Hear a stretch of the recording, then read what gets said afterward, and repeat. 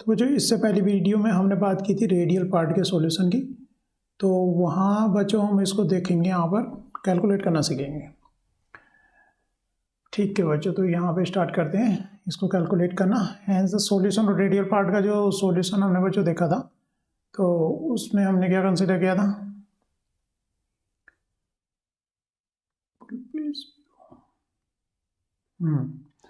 तो यहाँ पर बच्चों ये था हमारे रेडियल पार्ट का सॉल्यूशन जो पिछली वीडियो में हमने बात ही की है। यहाँ नॉर्मलाइजेशन कांस्टेंट रो की पावर एल क्या है यहाँ पर एजीमुथल क्वांटम नंबर, और ये लैंगुरे पोलिनोमियल यहाँ पर है जिसके और ई की पावर माइनस रो बाई 2। तो ये सॉल्यूशन हमने जो पिछली वीडियो में बात किया है, तो उसके आगे हम बढ़ रहे हैं।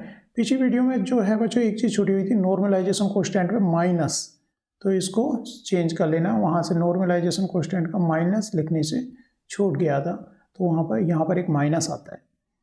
तो बच्चों ये है एसोसिएटेड लीजेंड्रे पोलिनोमियल, तो यहाँ पर 12+1 डेल रो 12+1 लैंगरे पोलिनोमियल की वैल्यू यहाँ से निकालेंगे हम, और n+l वैल्यू रखें यहाँ पर बच्चों, उसका डिफ्रेंसिएशन करेंगे 2l+1 टाइम। तो उसको देखते हैं, कुछ वैल्यूज बच्चों नीचे से निकालते हैं। और रो क्या होता है बच्चों, 2z अपॉन Na0r, जो कि हमने रो जो है बच्चों क्या कंसिडर किया था, 2 अल्फा आर कंसिडर पिछली वीडियो में किया है। तो यहाँ पर अल्फा क्या है, z अपॉन Na0। ठीक है, तो हम जो है बच्चों स्टार्ट करते हैं निकालना। तो हम निकालेंगे फॉर n = 1 और l = 0। तो ऑर्बिटल कौन सा हो गया बच्चों, प्रिंसिपल क्वांटम नंबर 1 है, तो 1s हो गया, क्योंकि L0 किसके लिए होता है, 1s के लिए। l = 0 होता है बच्चों s ऑर्बिटल के लिए, l = 1 होता है p के लिए, 2 होता है बच्चों d ऑर्बिटल के लिए, और 3 होता है बच्चों f ऑर्बिटल के लिए। ठीक है, तो यहाँ से पता चला है कि n क्या प्रिंसिपल क्वांटम नंबर निकाला जाता है आगे 1s के लिए। तो इसके लिए बच्चों हमें क्या निकालना है, रेडियल पार्ट निकालना है। रेडियल पार्ट का बच्चों ये है, और इसमें क्या रहता है, लैंगुरे एसोसिएट लैंगुरे पोलिनोमियल्स हैं जिनकी वैल्यू क्या रहती है बच्चों इससे, और इसमें जो ये n+l है पोलिनोमियल, ये किससे निकालना बच्चों, इस वाली इक्वेशन से। तो हम यहाँ स्टार्ट करेंगे, स्टार्टिंग पॉइंट हमारा ये। तो पहले क्या निकालेंगे, n+l। जब इसकी वैल्यू निकल आएगी तो हम पुट करेंगे ऊपर वाले में, उसको डिफ्रेंशिएट करेंगे इतना टाइम, और उसके बाद बच्चों यहाँ पे वैल्यू पुट कर देंगे, नॉर्मलाइजेशन कांस्टेंट निकालेंगे, रो एल और e की पावर माइनस रो बाई 2 से मल्टीप्लाई कर देंगे। तो फाइनल हमारा रेडियल पार्ट आ जाएगा। कौन सा पार्ट आ जाएगा, R1 और 0 वाला पार्ट आ जाएगा। चलो स्टार्ट करते हैं n+l से। तो बच्चों यहाँ पर n जो है क्या है 1 है, और l क्या 0, तो मतलब 1 + 0 e की पावर रो n+l time differentiation d n+l 1 है n, और l क्या 0 रो n+l, तो रो n 1 और l कितना रख रहे हैं 0, क्योंकि इसके लिए हम वैल्यू निकाले इन क्वांटम नंबर के लिए e की पावर माइनस रो। तो बच्चों ये क्या बच गया, यहाँ पर 1 टाइम डिफ्रेंसिएशन बच गया, 1 + 0 हो गया 1 1, किसका डिफ्रेंसिएशन करना है 1 रो, 1 + 0 क्या हो गया, रो हो गया, और ये क्या हो गया e की पावर माइनस रो हो गया। तो इसका डिफ्रेंसिएशन हम करेंगे फर्स्ट फंक्शन सेकेंड फंक्शन से, ये डिफ्रेंसिएशन हो गया, e की पावर रो आगे लिखा हुआ है। फर्स्ट फंक्शन सेकेंड फंक्शन से बच्चों इसका डिफ्रेंसिएशन किया हमने, e की पावर है -x का बच्चों वैसे ही आ जाता है, माइनस आगे साइन आएगा, तो कुल मिलाकर हमारा डिफ्रेंसिएशन बच्चों ये आ गया। तो n+l की वैल्यू क्या आ गई बच्चों, n+l की वैल्यू यहाँ से जब डिफ्रेंशिएट किया -ρ+1। अब इस वैल्यू को क्या करेंगे, हम यहाँ पर रखेंगे और इसको 2l+1 टाइम डिफ्रेंशिएट करेंगे। आगे देखते हैं बच्चों, तो उससे जो है एसोसिएट लैंगुरे पोलिनोमियल की वैल्यू निकल आएगी। तो हमें क्या निकालना है बच्चों, 2l+1 निकालना है। तो यहाँ पर हमारा n+l की वैल्यू तो हम ऊपर से बच्चों निकाल चुके हैं, जो कि आई थी -ρ+1 आई थी। कितने बार डिफ्रेंशिएट करना, 2l+1, l यहाँ पर क्या है 0, तो 2l+1 मतलब इसको केवल एक ही बार डिफ्रेंशिएट करना हमें होगा, जो कि वैल्यू यहाँ पर -ρ इसकी आ गई थी। ठीक है बच्चों, तो ये ρ+1 आ गया था, इसकी वैल्यू हमने क्या रखी, यहाँ पर रखी, और l की वैल्यू यहाँ पर l = 0, क्योंकि हम जो रेडियल फंक्शन निकाले 1 0 के निकाले। 1 मतलब यहाँ पर क्या है प्रिंसिपल क्वांटम नंबर, और सेकेंड जो लिखा रहता है वो क्या है एजीमुथल क्वांटम नंबर l। ठीक है, तो इसकी वैल्यू जो है 1 टाइम डिफ्रेंशिएट करोगे बच्चों इसको, -ρ और 1+1 को डिफ्रेंशिएट किया बच्चों अलग अलग, तो इनकी वैल्यू निकल के आई। रो का जो डिफ्रेंशिएशन होगा कितना हो जाएगा बच्चों, -1 हो जाएगा और इसका हो जाएगा 0। तो यहाँ से जो फाइनल वैल्यू निकल के आई है बच्चों -1 निकल के आई है। तो हमने देखा कि टोटल ये जो वैल्यू निकल के आई कितनी आई है बच्चों, हमारी -1 निकल के आई है। तो इसकी वैल्यू हमने -1 रख दी। रो एल क्या है बच्चों, L = 0 के लिए निकालें, N = 1 के लिए azimuthal quantum principal quantum number 1 के लिए और L = 0 के लिए। तो रो = 0, ई की पावर ये पार्ट रहता है, ई की पावर ये यहाँ पे लिख दिया, और ये जो निकल का आया -1 निकल का आया, ये रख दिया हमने। बाकी क्या निकाला, नॉर्मलाइजेशन कांस्टेंट, तो ये नॉर्मलाइजेशन कांस्टेंट रहता है बच्चों।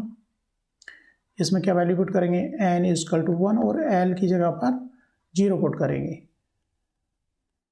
और प्रोटॉन की बात कर रहे हैं तो Z = 1 भी पुट कर लो चाहो तो, ठीक है बच्चों। 2 Z रख दिया 1, N क्या रखा है प्रिंसिपल क्वांटम नंबर 1 के लिए, तो 0, यहाँ पर क्या रखा है N1 -0 -1, N -1 -0 1, 2 × 1 1 + 0 फैक्टोरियल पावर 3।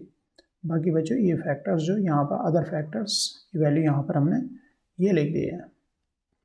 तो इस तरह से बच्चों सोल्व करके इसको ऊपर सोल्व करके आया 8/A0, और ये जो सोल्व कर रहे हो तो इसको सोल्व करोगे आप तो 1 से 1 कट गया, लेकिन फैक्टोरियल 0 फैक्टोरियल बच्चों 1 वैल्यू होती है, 0 फैक्टोरियल की वैल्यू क्या होती है 1 आती है। तो ऊपर क्या बचा हमारा 1 बचा, और नीचे आया 2, यहाँ से वैल्यू आ गई आपकी 1/2 इसको सोल्व करके, और ये वाला फैक्टर आ गया 2 की पावर 3 है तो 8, 0 की पावर 3, और बाहर जो वैल्यू थी रो की पावर 0 समथिंग किसी की भी पावर 0 होती है, तो बच्चों आ गया 1 -1 यहाँ पर है ही, और आगे नॉर्मलाइजेशन में क्या लग रहा था -1।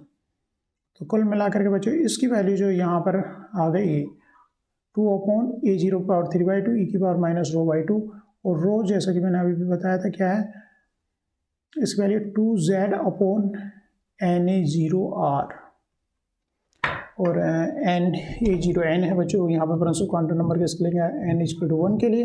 तो यहाँ पर जो इसकी वैल्यू बच्चों यहाँ पे पुट की 2Z/रो की जगह, तो क्या आ गया -R/A0, और आ गया नॉर्मलाइजेशन कांस्टेंट आ गया। तो बच्चों इस तरह से ये फंक्शन हमारा किसके लिए निकल के आया, R10 के लिए निकल के आया। कभी भी रेडियल पार्ट दे रखा होगा तो वहाँ पर अगर आपसे प्रिंसिपल क्वांटम नंबर पूछना हो तो ध्यान देना है, क्योंकि ये जनरली किस फॉर्म में आ रहा है, E की पावर -Z, यहाँ पर Z = 1 रख दिया, लेकिन आपको ध्यान रखना है ZR/N की फॉर्म में आ रहा है। तो यहाँ पर A0 के आगे जो N लिखा रहेगा, जब Z जो बच्चों Z यहाँ पर 1 है, ठीक है। अगर Z हीलियम के लिए क्या होगा, Z वहाँ पर 2 होगा, तो उसको वो जो है नीचे कट भी कर सकते हैं, लेकिन इस फॉर्म में याद रखना, और उससे क्या निकाल लेना है बच्चों, N निकाल लेना है। क्योंकि हाइड्रोजन के लिए तो N यहाँ पर क्या हो गया बच्चों 1 हो गया N, क्योंकि Z भी गया है यहाँ पर 1 है। तो यहाँ से सीधा इस वाले पार्ट से हमें प्रिंसिपल क्वांटम नंबर का पता चल जाता है कि N = क्या है 1 है। जैसे कि आगे देखेंगे, आगे जैसे N = 2, तो वहाँ पर यह पार्ट क्या आ रहा होगा, e की पावर -ZR/2A0 आ रहा होगा। हाइड्रोजन की बात करोगे तो Z1 रख दोगे, लेकिन हीलियम की बात करोगे 2, तो हीलियम के लिए N = 2 के लिए ये इस तरह से भी लिखा हो सकता है, E -2R/2A0, 2 से 2 कट गया, तो N = 2 के लिए E -R/A0। तो वहाँ पर कंफ्यूज होने की ज़रूरत नहीं है, आपको देखना है कि Z क्या है।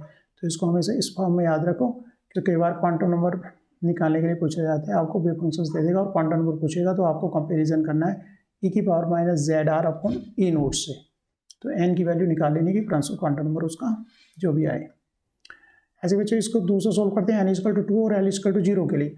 तो आप पहले किस तरह से सोल्व करोगे वेव फंक्शन, R2 और 0 के लिए पहले क्या निकालोगे, N + L की वैल्यू निकालोगे। इसके अंदर क्या पुट करोगे, N = 2 और L = 0।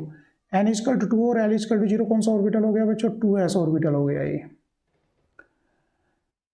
तो यहाँ पर बच्चों N = 2, तो इसे डबल टाइम डिफ्रेंशिएट करना होगा। N = 2 रख रहे हैं, L = 0, तो बच्चों ये आगे 2 रख करके क्या होगा, 2 + 0 तो हो गया रो की पावर 2 e की पावर -ρ, और 2 + 0 तो कितना हो गया बच्चों, 2 टाइम डिफ्रेंशिएशन हो गया e की पावर ρ। तो इसको बच्चों 2 टाइम डिफ्रेंशिएट किया है, पहले एक बार डिफ्रेंशिएट किया first function second, further second time differentiate किया है, फिर इसको फर्स्ट फंक्शन इंटू सेकेंड, क्योंकि 2 टाइम डिफ्रेंशिएट करना था। और फिर बच्चों फाइनली ई की पावर उस अंदर मल्टीप्लाई कर दी तो हमारा ये फंक्शन आया। ये फंक्शन क्या आ गया बच्चों, एन प्लस एल के लिए ये फंक्शन हमारा आ गया है। एन प्लस एल के लिए जो फंक्शन आ गया रो की पावर 2 4 रो प्लस 2। अब इसको कहाँ पर रखना है बच्चों, यहाँ पर रखना है और इसके अंदर एल इजकल टू क्योंकि 0 है तो इसकी वैल्यू पुट करनी है, एल इजकल टू 0 तो इसको फर्दर एक बार और डिफ्रेंशिएट कर देना है। तो क्या आ जाएगा हमारा ये पोलिनोमियल की लेंगुरे पोलिनोमियल, इस तरह से इसे एक बार डिफ्रेंशिएट करने पर जाएगा क्योंकि एल की वैल्यू आपके ने क्या रखी है 0 रखी है यहाँ पर। तो एक बार डिफ्रेंशिएट करना है, 2 इंटू 0 मतलब 1 हो गया, 2 इंटू 0 मतलब 1 हो गया और ये एन प्लस एल हमारा ये फंक्शन निकल कर आया। तो इस तरह से बच्चों इसको वन टाइम डिफ्रेंशिएट किया तो क्या आया 2 रो माइनस 4 आया। आगे तो आपकी इसकी वैल्यू तो आ गई है, कहने का मतलब इसकी वैल्यू आपने निकाली है रो एल इंटू ई की पावर माइनस रो वाई 2 से मल्टीप्लाई होनी है। तो पहले क्या निकाला है हम, नॉर्मलाइजेशन फंक्शन निकाले रहे। नॉर्मलाइजेशन फंक्शन बच्चों ये वैल्यू रहती है, इसमें क्या रखना है एन इजकल टू 2 और एल इजकल टू 0 रखना है। तो बच्चों 2 माइनस 0 माइनस 1 हो गया 2 minus 1 factorial 2 into 2 n plus l क्या हो गया 2 प्लस 0 को फैक्टोरियल पावर 3 की पावर हाफ 2z अपॉन ए स्क्वायर। तो इस तरह से बच्चों नॉर्मलाइजेशन फैक्टर क्या हाफ जेड अपॉन 2a0, तो ये आगे हाफ जेड अपॉन 2a0, आगे नॉर्मलाइजेशन फैक्टर में हमारा माइनस लगा रहता है और आगे ई की पावर माइनस रो वाई 2 0 और ये हो गया पोलिनोमियल। 3 फैक्टर्स यहाँ पर ई की पावर रो वाई 2 रो की पावर एल और ये पोलिनोमियल ई की पावर रो की पावर एल पोलिनोमियल वाली फॉर्म और ये ई की पावर माइनस रो वाई 2। तो ये टोटल वेव फंक्शन R20 के लिए हमारा जो है बच्चों यहाँ पर आ गया है 2 रो माइनस 4 और z अपॉन 2a0 की पावर है बच्चों 3/2।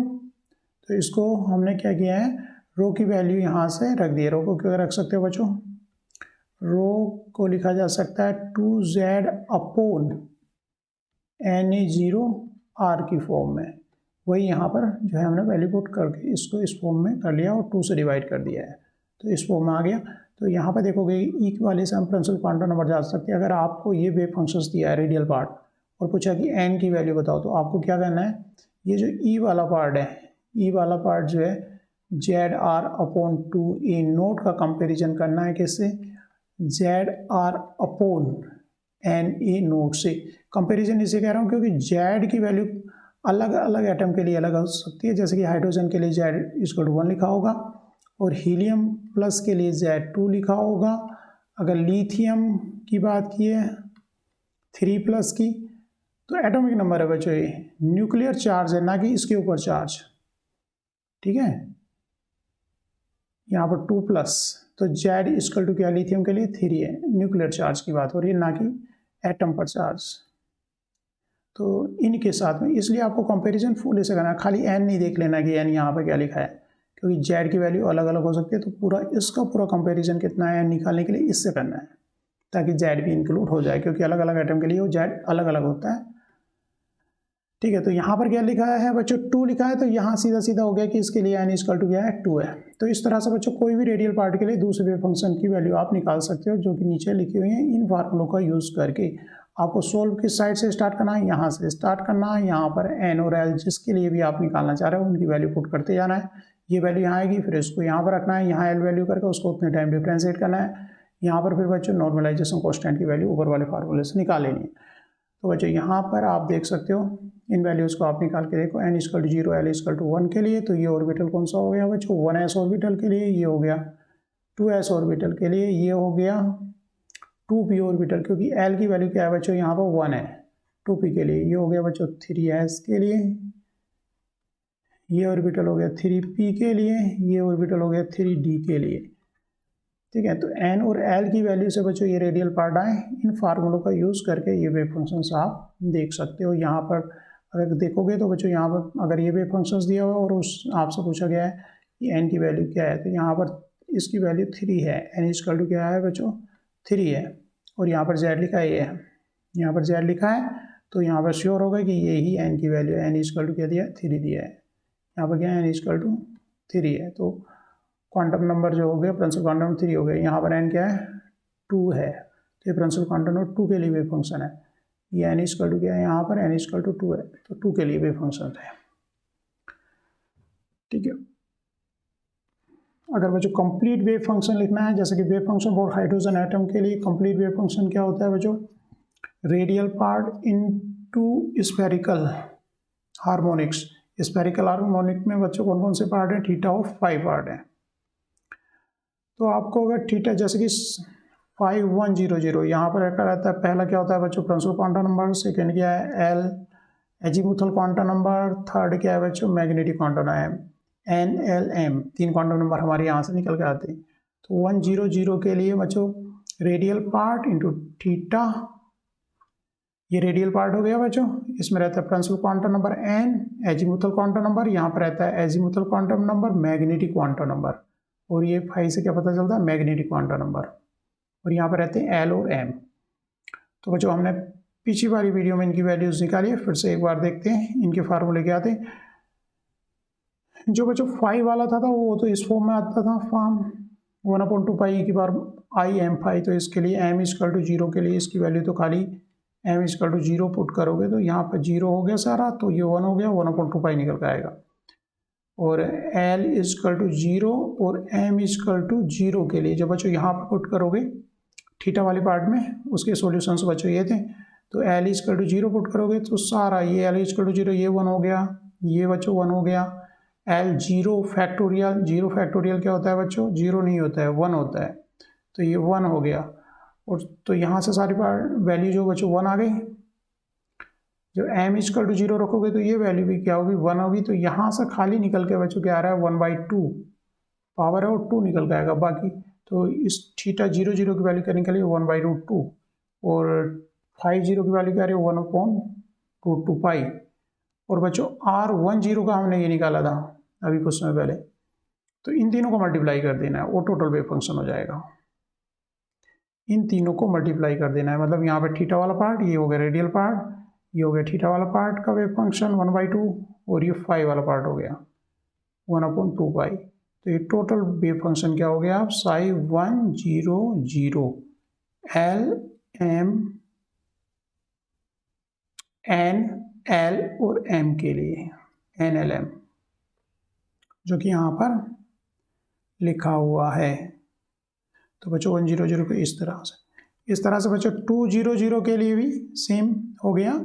200 के लिए आपको जो है बच्चों रेडियल पार्ट 20 वाला की मल्टीप्लाई करनी है, थीटा तो बच्चों जो अभी आया 0 के लिए, और 5 वाला 0 के लिए, क्योंकि यहाँ पर रहता है N और L और M, 5 के साथ तो रहता है क्या M L M और R20 भी अभी हमने ऊपर कैलकुलेट की थी।